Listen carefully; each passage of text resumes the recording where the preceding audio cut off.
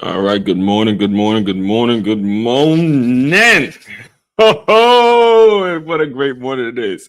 Happy Tuesday to you folks. Happy Tuesday to you folks. Before we get started today, you guys see the title. You see what we about today. Coordinates last Monday in November.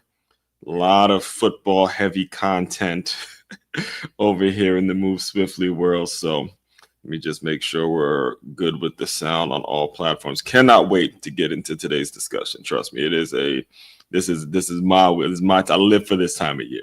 This is just a beautiful time of year. Let me make sure we're all good with sound every Monday, Wednesday, Friday, by the way.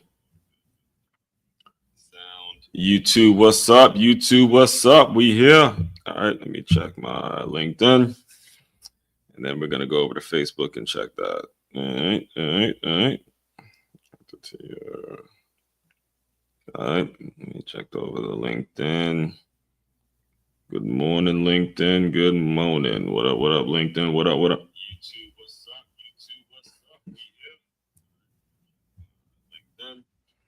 LinkedIn, we're good. All right, Facebook. Let's see here.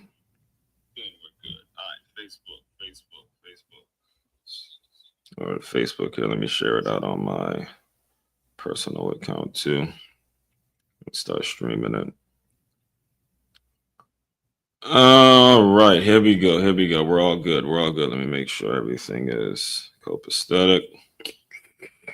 If you're in the chat, by the way, shout yourself out. First time tuning in. Welcome to the number one show on innovative teamwork. Welcome. Great to have you all. Thank you for sharing. All right, here we go. As you can see the topic today, first and foremost, let me introduce myself to any newcomers. As one Crookshank here, your one and only Move Swiftly speaker, former Division I college football player, and current 5-time published author and educator. Created a whole brand, a whole frame, a whole philosophy, a whole way of life, a whole movement in which we're taking the lessons that I've learned from the football field, the teamwork lessons that I've learned from the football field, and applying it to businesses, business owners, organizations, anybody that is around, anybody that's been tasked with the task or the responsibility of putting teams together and making sure that these members on their team are feeling like they're being heard, feeling like they want to come back, and they're responsible for the staff retention and all that kind of stuff. So there's a multitude of business owners and people that I work with, organizations that I work with, in order to make it so retention rates are lower. That's the guarantee that I give to every single business owner that decides to work with me, is you want your retention rates lowered, and you want people coming into your business. You want them coming into your business feeling like they have a purpose, feeling like they know their measurables, feeling like they know exactly what it is they need to be doing every single day to stick around. My high school, I'm going to touch on the my alma mater, Good Counsel High School, but I played for a guy named Bob Malloy, who he retired with the most wins of any coach in Maryland. And he'd have this saying in practice: you got to earn your keep. He would say it a little more. That's the G. That's kind of the rated G version I'm giving you. But he'd say, earn your can keep. I'm working on my swearing myself, so I'm going to work on that. Before I get into today's topic, let me get through a few announcements. First and foremost, if you are in the West Palm Beach area and you have not registered for free boxing lessons yet, be sure you do so as soon as possible. We are doing it every 2 weeks. So we'll be started this past Saturday, and then every 2 weeks from here on out in Wellington, kind of the Wellington area. Just hit the QR code that you see on the screen if you would like some more information on that. Next thing, as I mentioned before, business owners, I have a free guide. I created a free guide just for you. All right. If you have not gotten that yet, make sure you go to freeguide.makeyourmove.com, put your information in, and you will immediately get a booklet, really quick booklet with the 10 best ways to implement innovative teamwork right now to reduce the turnover in your business. This is something that you can be doing right now as we speak. So you need to make sure you get that as soon as possible. Finally, next thing, Patreon. I'm on, baby. Patreon.as1c.com. I'm finally here. You know, my boy's become a public figure when you look me up on Google now. So now the time has come for me to establish a membership. You see the 3 tiers right there. You got preseason that includes complimentary Move Swiftly workshop. You got the regular season, in which is going to be able to help you or give you the opportunity to get some residual income for your organization. And then you got the postseason, and that's for the folks that are really ready to get this thing going and see that staff that's really hungry and create a staff full of entrepreneurs and stuff like that. So as far as today, I am recording this Monday. And if you're new to my world, what I do every single Monday is I come up with a kickoff question. I use a lot of, again, if you're new here, just expect a lot of football analogies, a lot of sports and, you know, using football sayings to apply to business and all that, because that's the way my mind works. That's how I learn business, how I developed a lot of my philosophies as an adult and all this kind of stuff. So the kickoff question for today is, how much do you enjoy competing?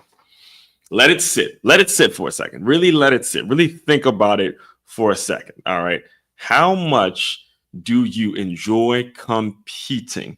All right. And I ask that because I myself have, you know, for the past 48 hours, I have witnessed some football. I mean, we're in this time of year where the reason I titled today's live stream Sports and Business at its Best is because we're in this time of year in which there's a lot going on. There's a lot going on in both the sports world and in the business world. All right. In the business world, when we're talking about holidays, and, you know, a lot of companies now are basing how they do during this time of year. They're basing the future of their business during this time of year. So there's a lot of competition. There's a lot of, you know, hoping they do well in, you know, with the Christmas season and all this stuff. And then there's, again, the sport, football is at its highest heights, because now you don't know, it's make or break season now. You don't have any time for days off. You don't have any time to be tired. You don't have any time to, you know, make it so you are taking plays off and taking time off and all that kind of stuff. Your injuries are there. You're at that point in the season where, yeah, you're going to be hurt. You're not going to feel like doing this. And at the end of the day, this time of year is all about building your legacy, or your legacy being attached, and the things that you're going to be able to accomplish is going to be very indicative to what you do during this time of year. So the question, again, let me put the question back on the screen for you guys if you missed it. The question is, how much do you actually enjoy competing? Because I have news for you. If you didn't know this, allow your one and only Move Swiftly speaker to explain this to you. You don't have much control of the result.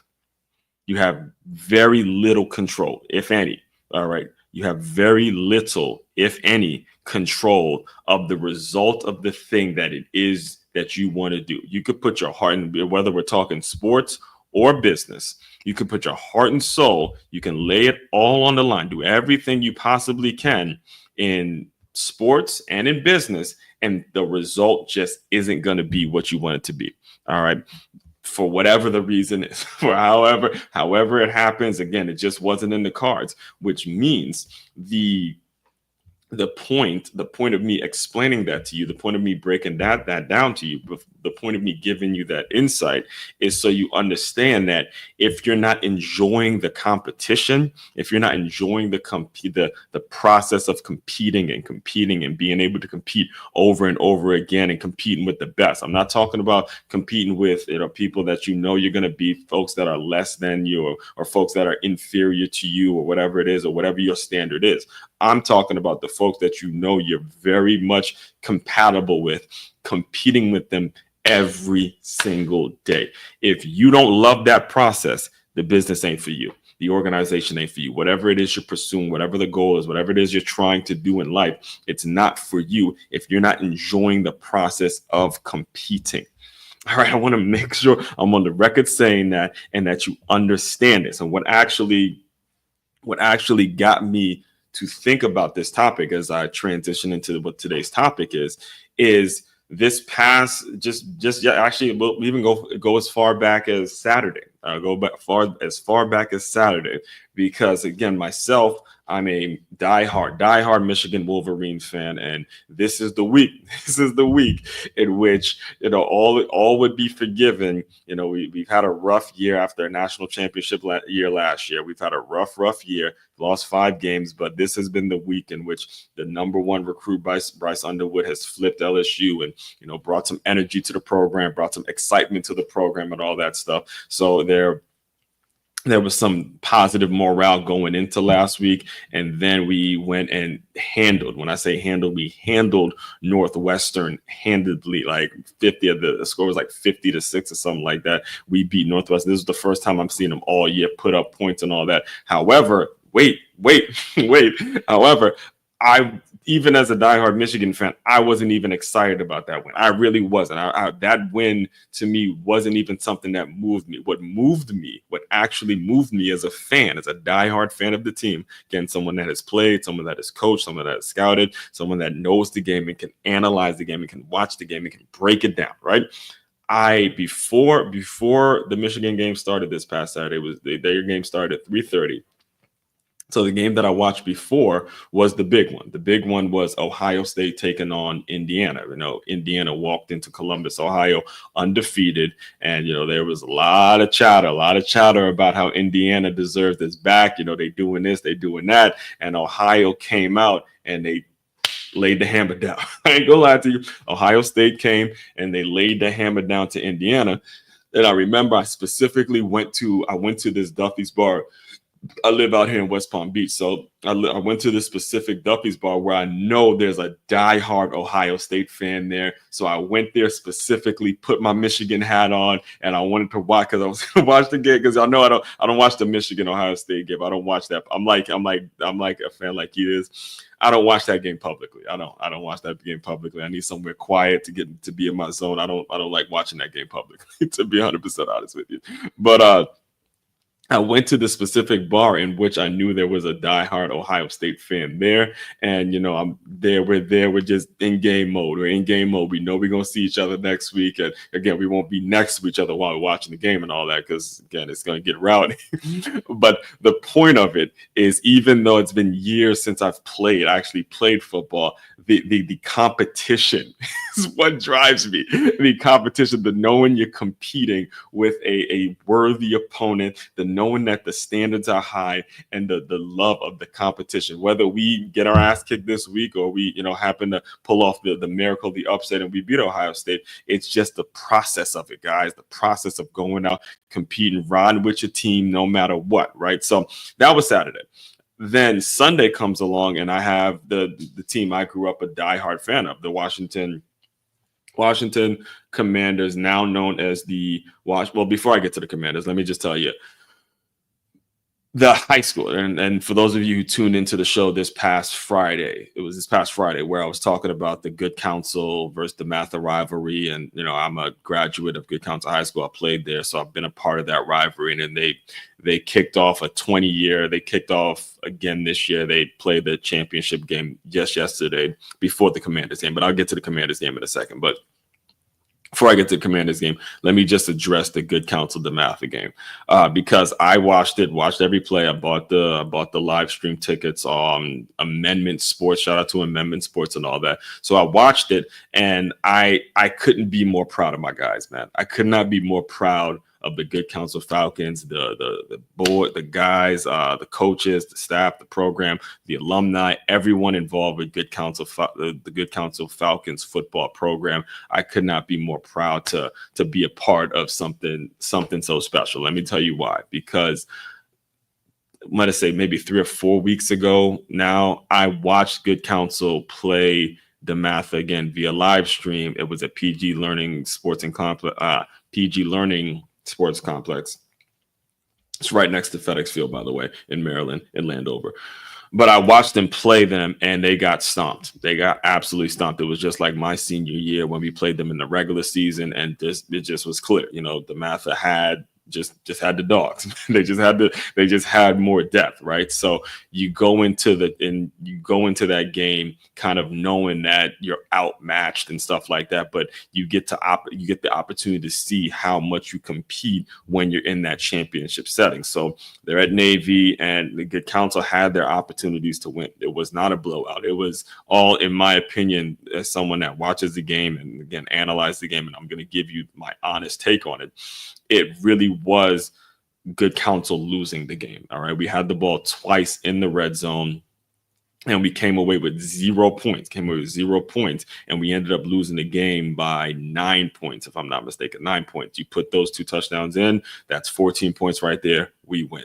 All right. It's a different game knowing that how well the defense was playing, how well the defense actually nutted up. They gave up the big touchdown early. There was a couple of times where the Matha turned the ball over. There was a couple penalties here and there. But at the end of the day, even though they were outmatched, I was so proud to be a good counsel Falcon. I was so proud to see those boys just compete to the very end. Shout out to that Demarion Folks, the receiver. You saw last play, they hit him with a little, I think it was like an out route, a screen, and you saw his ass compete to the very end, lower his shoulder at the last play. So all that stuff I love, right? So when it comes to competing, again, you see the time sports and business, and when it's at its best, right before that game, my team, the thing that kind of got me involved and got me thinking like this is the fact that I grew up also a diehard Redskins fan, now known as the Commanders. And the game, it was right before the good counsel game, and it was played the exact same way. It was played the exact same way, where I knew going into it that the Cowboys weren't just going to lay down for us. All right. Like, this is the NFL. I know what the national media, I know the picture that the national media likes to paint in terms of the Dallas Cowboys are just going to just lay down and, you know, their season is over. They're toast and all that. No, you can't buy into that kind of stuff, because this is the National Football League, and these guys have pride. Pride. I don't care how bad your team is doing in the NFL. These guys are walking onto that field with some pride. So I knew the game was going to be close. It was played again very closely, and I happened to be watching that game with a bunch of other NFL fans. There were Cowboy fans, there were Bears fans, there were Chiefs fans. It was a full sports bar. It was a full house over at the Duffy Sports Bar, and we looked like we were down. The Commanders looked like we're down. Jaden Daniels throws a fly route to Terry McCullen. Hopefully I'm pronouncing that right. The receiver. He takes it all the way, and we're about to tie up the game, and then the kicker misses the extra point. So, and the thing is, I went so high. So people were like, as I'm at the bar, I'm like, yeah! I was moved when he scored the touchdown, and then the guy misses the extra point, and I just put my head down, and people were trying to resuscitate me. They were trying to get me back because they just saw me go from a high to a low when the guy missed the kick. And it was funny because it was in that moment where I realized, man, I just love the feeling. I love whether you win or you lose. You just love the competition, man. You love the process. You love the going out there and competing. And that's what it's all about. So as we transition this to the business world, all right, watch this clip, watch the mindset it takes, because what the business world does, what the business done the right way, and when you really are in business, and I'm talking about the folks that have built their business from the ground up, had an idea, started for something from scratch, have moved on it to the point where they have tried everything in their power to really build something from scratch. The mindset it takes when you start to see that world puncture the sports world, you start to realize how great that synergy is, how great things can happen within that synergy. So let me play you a clip really quick, and then we'll get into how it affects the business world and what the business world is all about. The nation's capital was going hog wild over an NFC championship date with the Redskins' arch rival. It just seems to be the natural instinct of hogs that when they see a Dallas Cowboys jersey, they want to tear it apart. We didn't like Dallas, they didn't like us. We have to beat these guys. I don't want to sit here all offseason again hearing about Dallas.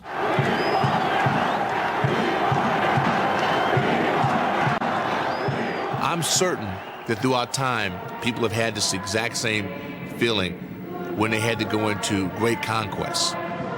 It's what most guys think the Super Bowl experience will be like, but the Super Bowl pales in comparison to this.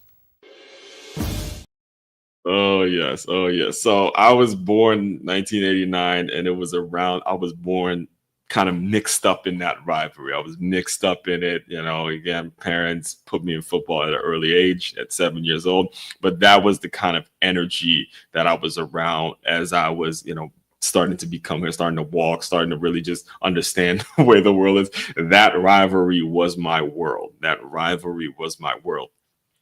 And what happened as I grew up is I got to really understand the difference and the way that a nonprofit organization and a for-profit organization are able to merge and work together. All right. A nonprofit organization, remember I said that because what a lot of people don't realize is that the NFL is a 501c3. The NFL is a nonprofit organization. However, the sponsors that pay their money to have their banners on scoreboards and advertise with them, those are the for-profit companies. Okay, there's a huge difference between the two.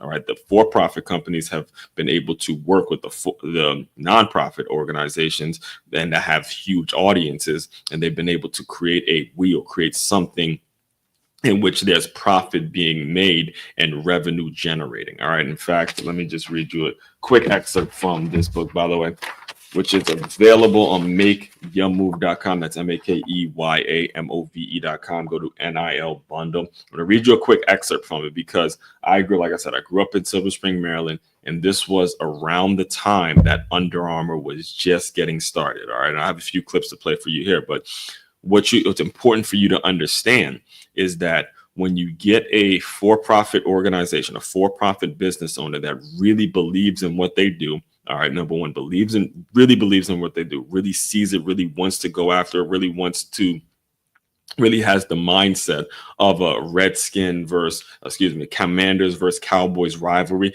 You saw how serious those guys took it. Really has the mindset of wanting to build their business, but their for-profit business. And then you get the energy that you would get in a nonprofit business and how seriously they take their nonprofit and seriously they take their job. You make for some incredible examples of teamwork and of mergers and of things that in the business world work at its best. Hold on, I just realized something. Excuse me. I'm not realizing that I put the wrong. It's supposed to be at its best. Save that. Yeah, when you start realizing that. When you start realizing the for-profit and nonprofit world, when they start merging, that's when it's at its best. So let me read you this excerpt real quick again. 6-figure athlete, converting your skills into cash, available at makeyourmove.com. I have it right here. There's a difference between money making and revenue generating. All right. Difference. I'm going to show it to you right there. There is a difference.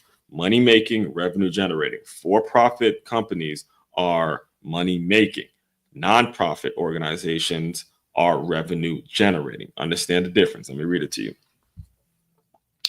I'll go a little bit down. When you're making the connections, you will recognize the subtle differences between entities that work for profit and organizations that simply generate revenue because of popularity. Therefore, it's essential for you to notice the difference, because the difference creates the need for people like you or me who want to be a part of something they truly believe in. All right, so here's where the example comes in. Nike, for example, is a for-profit business. They create products that consumers buy and make a profit. However, the University of Alabama's football program is revenue generating. The primary focus of the program is to win championships, not make money. The revenue is generated through fans, ticket sales, merchandise sales, and sponsorship. It's the connection between fans, or in this case, boosters or alumni, that leads to tickets being bought and merchandise being sold. When you have a revenue generating operation, it makes for-profit businesses want to partner with you. Nike is a sponsor for the University of Alabama. That's just one example. I could literally fill this entire book with examples of how connections lead to jobs being created for former athletes just like you and my fellow contributing authors. These are the authors that I connected with on this book. But understand, what I said is very factual. What I wrote in my chapter is very factual in it, that when you have the right for-profit organization or for-profit company like a Nike, and then you get the organization that's nonprofit like the University of Alabama's football program, that's goal is to win championships, and you align it the right way. If you align it the right way, those are the things that become very special. It becomes an incredible case study for every business owner, everybody in business, everybody that's looking to build something. It becomes something that you start to say, okay, who do I want in my audience? Who do I want to partner with? And who are the people that I want representing my organization? To the point, now again, grew up in Maryland. I was around Under Armour when it got started. So I talk a lot about Under Armour in my work, and I think about how they were built and what they did, the strategy, and how they go and operate and stuff like that. Let me play you a few clips, and then I'll give you a couple stories of how Kevin Plank built Under Armour and some of the things that I heard as I was growing up and what it built my mindset as I, continue to transition into adulthood. Here's the first one. I can't believe you said that when you walked. The word Nike even uttered in these halls? Oh my God, I can't believe you said that when you walked in here. No, no, but look, we have very good competition. They're very good at what they do. And we have great respect for them too. It doesn't make us like them. It doesn't mean they like us, and it means that they do the kind of things that big companies do to little companies. And it means that we have the kind of advantages that little companies can do to big companies. So is it a fair fight? I don't know if it's a fair fight, but we're in the fight. And, this isn't, I'm 43. I got no better ideas of what else to do for about the next several decades. So I think going out and building the biggest, baddest brand on the planet becomes the #1 sports brand in the world is probably a pretty good ambition. You see the mentality. He's not even pretending, not even giving a shit. Like, I don't like them, they don't like us, but we respect their ability and all that. What is important to him is that he goes out and builds the biggest and baddest sports brand in the world. That's clip number one. Let me play the second one. Because the second one is going to lead into some of the experiences that I had as I was growing up in this Under Armour filled town that I grew up in. And everybody else had this sort of like, are you crazy, branding your product on field? With revenue of $32 billion last year, Nike is far and away the world's largest sports performance gear company.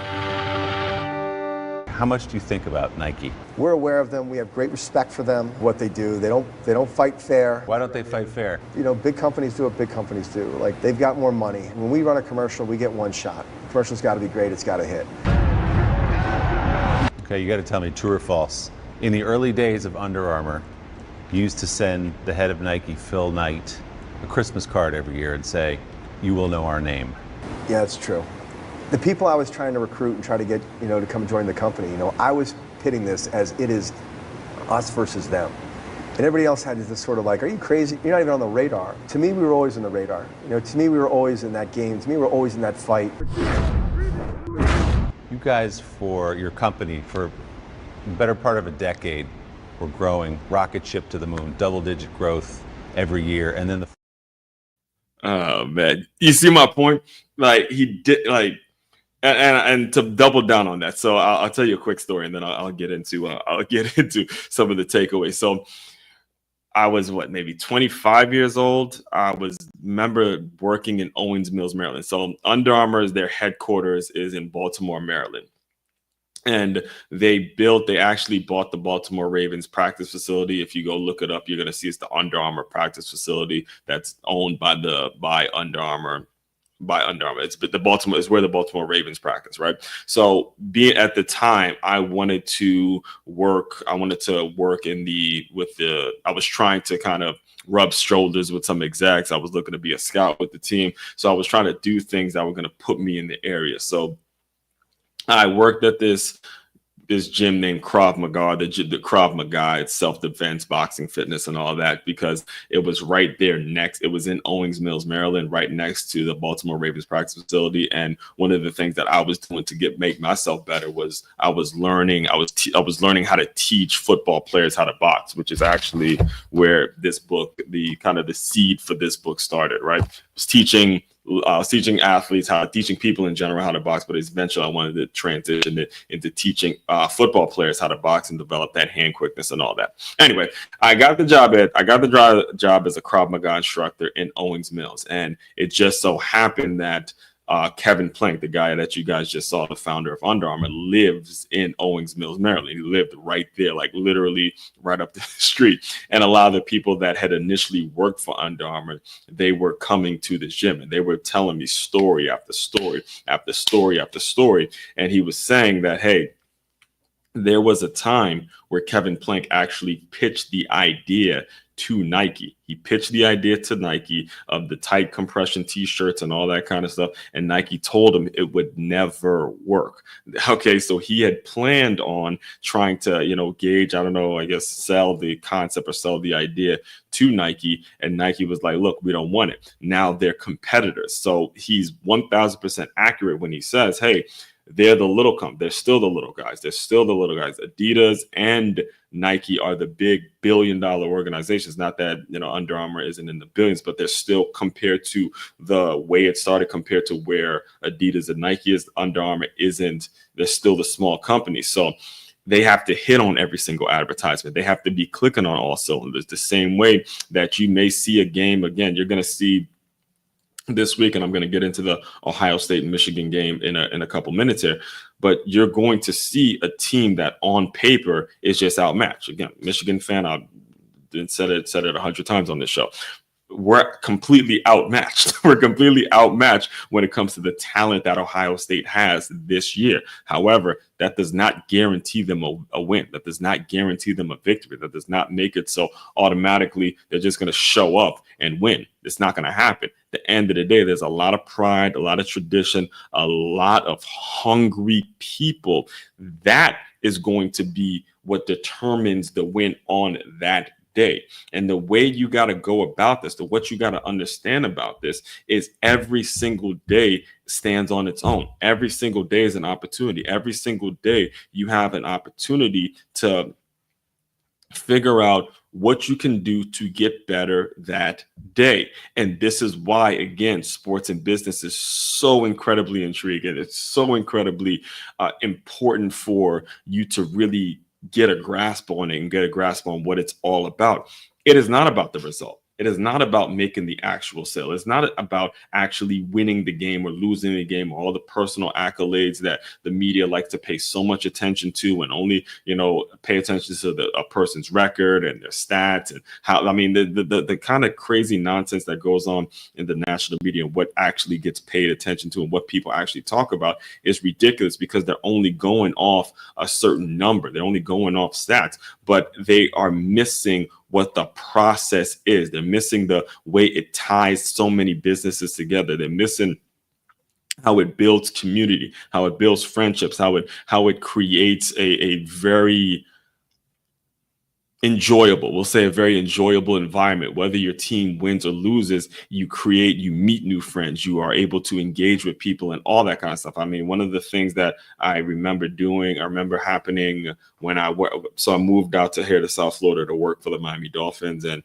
I was part of the community affairs department. I was part of the fundraising and engaging fans and being around fans, and whether it was Dolphins fans at the games or whether it was Patriots fans at the games or Jets fans at the game, didn't matter. All these people were there to support. All these people were there as as folks who wanted to build community. All right. That's what the game provides. And that's when it's at its best. So I'm going to transition here because the recent events, we're in 2024. We just finished an election year. And as I was thinking about the topic today, I couldn't help but think about JD Vance, our current vice president-elect will be sworn in a couple months on January 20th, 2025. I could not help but think about why I eventually really started liking him. The first time I heard him speak was at the Republican National Convention. And I remember really liking what he had to say before he even started his speech. So this is what he said. This is what he said at the beginning of his speech. And for me, this is my first time actually meeting or knowing anything about JD Vance and who he is and what he's all about. And this is why he got they were able to get my vote based on. Obviously, I did more research, but this was one of the things that actually drew me to JD Vance and what he's all about. Greetings, Milwaukee, my fellow Americans and my fellow Republicans. My name is JD Vance from the great state of Ohio.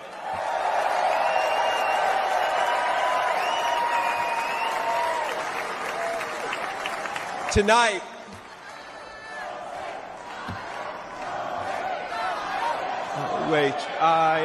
OHIO. You guys, we're gonna chill with the Ohio love. We gotta win Michigan too here. So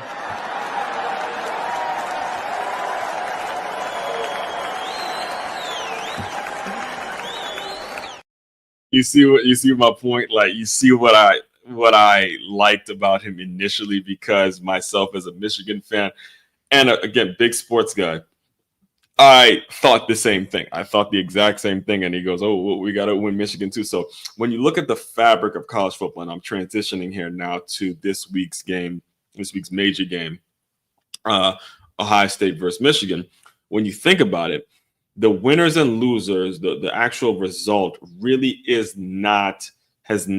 important, yes, but has lost its significance when you compare it to how much of the concept and the fabric and the mindset and the way it creates a culture, creates a unity, creates a competitive nature within all of the major things that go on in this world, whether we're talking business, whether we're talking politics, or whether we're talking sports, or we're talking is hiring the right folks in general.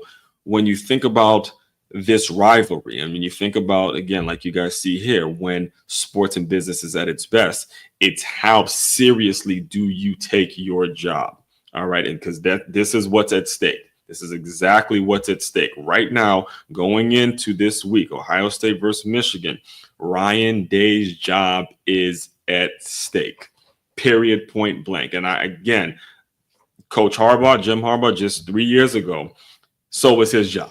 All right. His job is the man that so many people, especially over here in the Michigan world, on the Michigan side, the man that so many people are praising, Michigan's son, one of the greatest things that could have ever happened to the Michigan Wolverines, Coach Jim Harbaugh, right? Whether we're talking about him as a quarterback, now obviously coming in as a head coach and winning the national championship, and bringing some pride and tradition back to the Michigan Wolverines football program. His job was in serious jeopardy 3 years ago. Had he not, this was back when Aiden Hutchinson was on the team, and this was the first of the 3 years in which we've beat them. And if he did not win that game, it was going to be his ass on the line, which is the same way. It is now currently for Ryan Day. All right. Regardless of how well the team is doing and, the talent, the roster and all that, there is a level of pride that we can take from all of this. That we can start applying to our own family, applying to our own lives, applying to our own businesses, applying to all of the things that we truly are passionate about. Let me play you a few clips here about the Michigan-Ohio State rivalry, and then I'll close you guys out. Too. First one. This first one I'm going to play. The first one I'm going to play is my favorite, my personal favorite, because again, all right, guys, again, when it comes to this team, whether it's the Commanders or the Michigan Wolverines, I watch them, or even Good Counsel, even yesterday when I was watching the Good Counsel DeMatha game, I like shake. All right, I don't function during these big major games. Okay, so when it came to the win that Coach Harbaugh got 3 seasons ago now, it was a big one. It was a big one. I myself had just moved to Palm Beach. I was sort of starting a new chapter in my life as it is. And I remember it was like, oh my goodness, we finally done it. And on the Ohio State side, I saw a former teammate of mine. Shout out to Chris Fenelon. He's currently the strength coach at Temple. So he was on the Ohio State side, and I was seeing his face on screen, and he was my he was basically my competition when I was playing college football myself. This is where actually, again, this is where this book came from. It was when I was at Stony Brook playing there. So, when I was seeing I'm seeing Chris Fenelon on the Ohio State side. I'm a diehard Michigan fan. I was in the game. Like when I say I was literally mentally just there. I was obviously physically I'm in West Palm Beach, Florida, but mentally I'm like on the field somewhere in the big house. So they figure it out. The Michigan Wolverine, they figure it out. We figured out a way to finally beat them. And you saw Juwan Howard, another Michigan man, embrace Coach Harbaugh, because this was it. If he did not get this win, there would have been serious conversations about, I don't know if there's been conversations at this point, but Coach Harbaugh would have been gone had he not won this game. And this is the way that at the time, it was the head basketball coach, Juwan Howard, who was part of the Fab Five with Michigan on the basketball side. This is the way he embraced them. Come on, good job, brother. I'm so happy for you. Yes, sir. Hey, they said you can't beat Ohio State. Now what?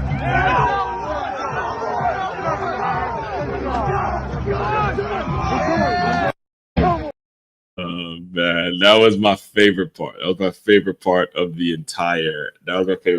watching that entire ordeal, because anybody that's been a part of this game, anybody that's played this game, anybody that knows it, that really does it, the feeling of having teammates, the feeling of being a college kid, not knowing where your future holds, but just embracing your brothers, embracing your team, embracing the moment, and how all these older guys, they come, these older coaches, these alumni, everyone is always preaching, live in the moment, guys, live in the moment.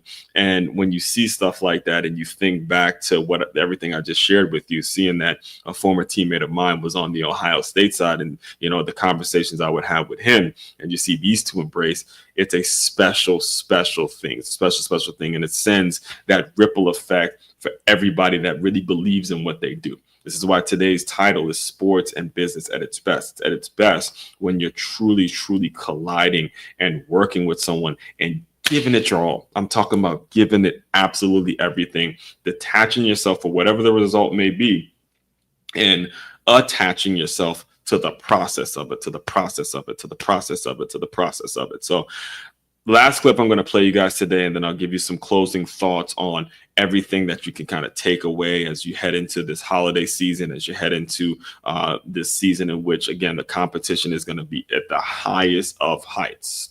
Listen to Chris Carter talk. And it was of Woody Hayes and showing all the great plays that have happened in the series. And then they had a vignette of Woody Hayes in a short segment. A kid made a mistake blocking someone, and Woody Hayes went up and grabbed him by his face mask and said, "By God, son, if you lose the Michigan game, I'll kick you off the squad." And just a hush went over the room to the seriousness of this rivalry and how seriously we take it. There is a clock in Ohio State's practice facility, that has a countdown to the Michigan game, the next Michigan game.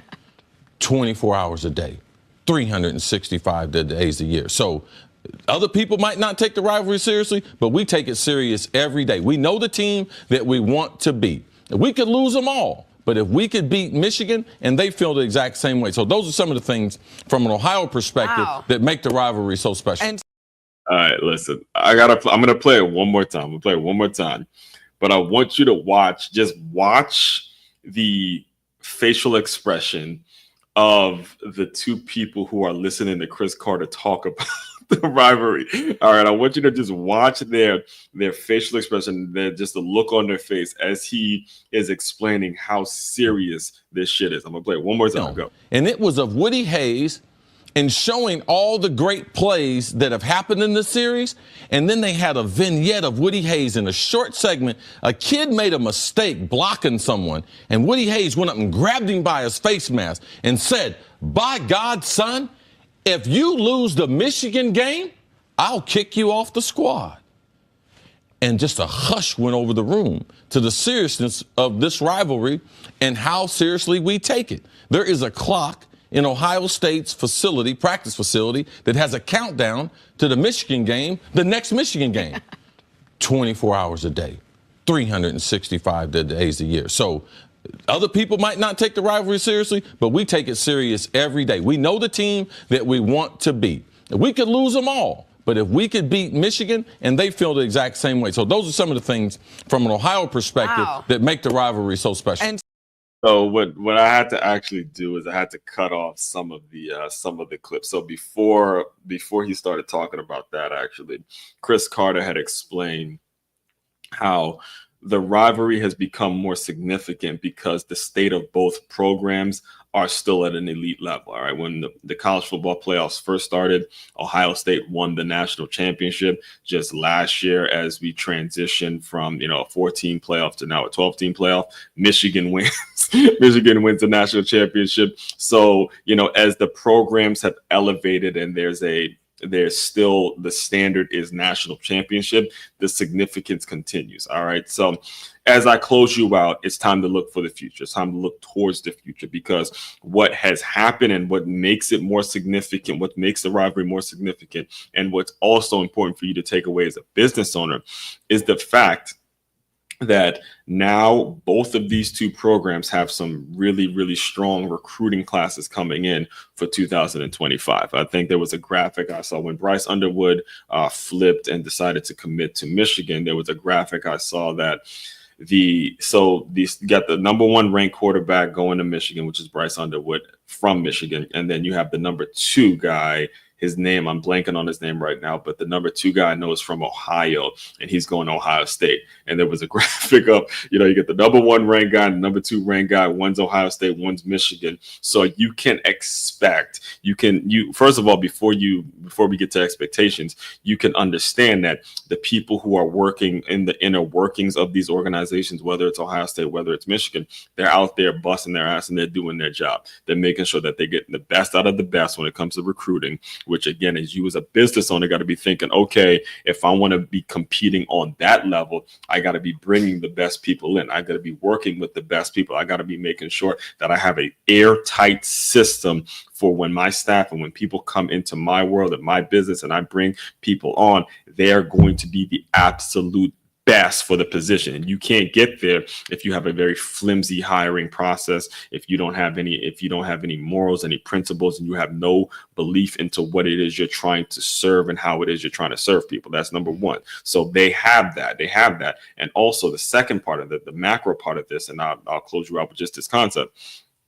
is when it comes to who you bring in, when it comes to you competing, you've got to develop them. You got to develop them and understand that even though they can be talented, again, use Ohio State and use Michigan as an example, they can be incredibly talented kids or talented staff members, talented people that you're bringing in. There's still a process of development that you got to put them through so they understand that they're never going to be bigger than the program. They're never going to be bigger than the business. I don't care how much money they gave Bryce Underwood. He's never going to be bigger than Michigan football. It's just not going to happen. All right. Or the kid that is coming out, or even the one that's there now, Jeremiah Smith. Again, he's one of hundreds of great wide receivers that have come in and out of the Ohio State football program.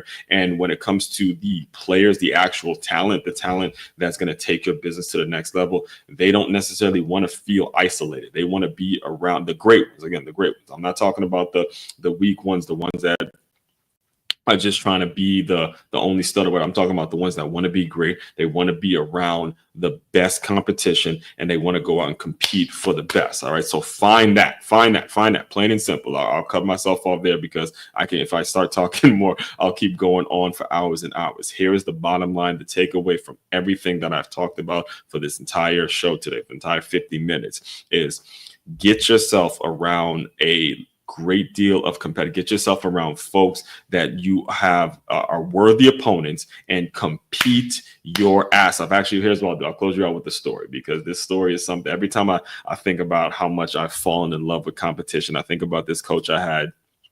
His name is Coach Larry Manning. Larry Manning coached me for maybe 2 weeks when I was sophomore at Good Counsel. All right. And what's crazy about it is Larry left Good Counsel and went to DeMatha. He went to I think he was like a DeMatha guy before, but anyway, he coached at DeMatha for a little bit and he coached at Good Counsel. He's a former military guy and all that kind of stuff. So it was after my sophomore year, and I saw him during the offseason at a basketball game. And Larry Manning, he looked at me because he was the linebacker. He was kind of the pseudo linebacker coach during that little 2 week during that camp or whatever. He sees me at a basketball game, and he just looks at me. He goes, "Hey, whoa, you're a junior now, right?" And he grabs me right here. He grabs me by the shoulder. You know, he's a former military guy. Grabbed me by the shoulder. He looks at me, goes, "Hey, varsity this year, right? You play your ass off, son. Play your ass off, baby." And I'm going to close you guys out with that concept to where, again, you in the playoff, it's this business. This is holiday season. The football's going on now. The competition is at its highest heights. Go play your ass off. Play your ass off. All right. Main website to check out to dive deeper into all my work. It's makeyourmove.com. That's makeyourmove.com. One-stop shop for your teamwork and your self-development needs. Also, tap in with me on the Patreon link, patreon.as1c44.com. And also, business owners, if you have not yet, make sure you go to freeguide.makeyourmove.com and get your free guide on 10 best ways to reduce turnover in your business. As one Crookshank, your one and only Move Swiftly speaker. Check it out. You guys continue to move swiftly. We will talk more soon.